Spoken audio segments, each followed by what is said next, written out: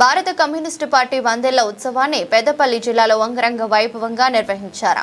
పట్టణంలోని ప్రధాన వీధుల గుండా భారీ ర్యాలీ నిర్వహించి సిపిఐ పార్టీ సాధించిన ఘనతను చాటి చెప్పారు. ఈ కార్యక్రమానికి ముఖ్య అతిథిగా సిపిఐ జాతీయ కార్యవర్గ సభ్యులు చాడ వెంకటరెడ్డి హాజరై మాట్లాడారు.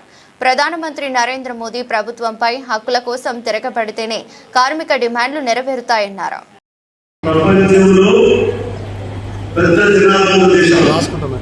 ఫస్ట్ ఎక్కువ జనాభా దేశం చైనా, రెండవ దేశం భారతదేశం. చైనా నుండి, రష్యా నుండి, క్యూబా నుంచి, వియత్నాం నుంచి, అలాగే న్యూజిలాండ్ నుంచి, ఆస్ట్రేలియా, అన్ని దేశాల నుంచి కూడా పాకిస్తాన్, శ్రీలంక, నేపాల్, పక్క దేశాలు కూడా మరి డెలిగేషన్ వస్తుందంటే సిపిఐ పార్టీ తప్ప ఏ పార్టీకి రకమైనటువంటి గుర్తింపు ప్రాధాన్యత ప్రపంచవ్యాప్తంగా లేదని నాకు కాంగ్రెస్ వాళ్ళు గుర్తించుకోవాలి. కమ్యూనిస్ట్ పార్టీ అనేది మనందరికీ ఒక మార్గదర్శకం నిర్వహిస్తుంది. మార్క్సిజం సిద్ధాంతం పునాదుల మీద స్థాపించబడింది. మనకు సిద్ధాంతం అనేది బీజేపీకి ఏ సిద్ధాంతం ఉంటుంది? మతోన్మాదమే, మన్వాద సిద్ధాంతమే. కాంగ్రెస్ లో ఏముంటుంది? ఈ దేశంలో అధికారం కొనసాగాలి.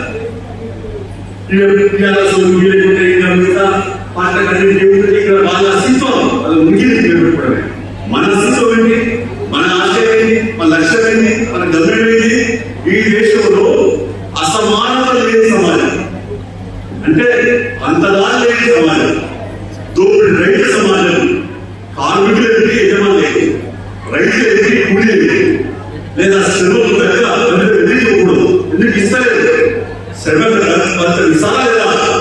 నిలదీసేది, కుట్లాడేది, గొంతెత్తేది, హక్కుల కొరకు ఆరాటపడేది, బడుగు బలహీన వర్గాల పక్షపాతి, రెక్కలకి దుర్గాల వాళ్ళకి అండగా ఉండే పార్టీ, శ్రమజీవుల రక్త తప్ప నుంచి పుట్టిందే ఎర్రజెండా విషయాన్ని మనందరం కూడా గుర్తుంచుకోవాలని అవసరం నిర్వహిస్తాం.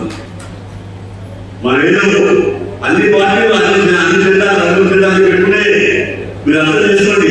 మీరే సైతం చూస్తున్నారు, ఇక్కడ ఉన్నారు, ఈ తరంలో చూస్తున్నారు. మీరు గులాబీ జెండా ఎవరు స్థాపించాడు? పసుపు జెండా ఎవరు స్థాపిస్తే కేసీఆర్ గులాబీ జెండా స్థాపించాడు. మనం చూస్తున్నాం, మీరందరూ చూస్తున్న విషయం. ఈ విషయం ఈ విషయంలో కేసీఆర్ జనజెండా అనేది ఇది అమెరికా నది ఒడ్డున చికాగో నగరంలో కార్మిక రక్తం నుంచి చిందించిన రక్తం ప్రవహిస్తా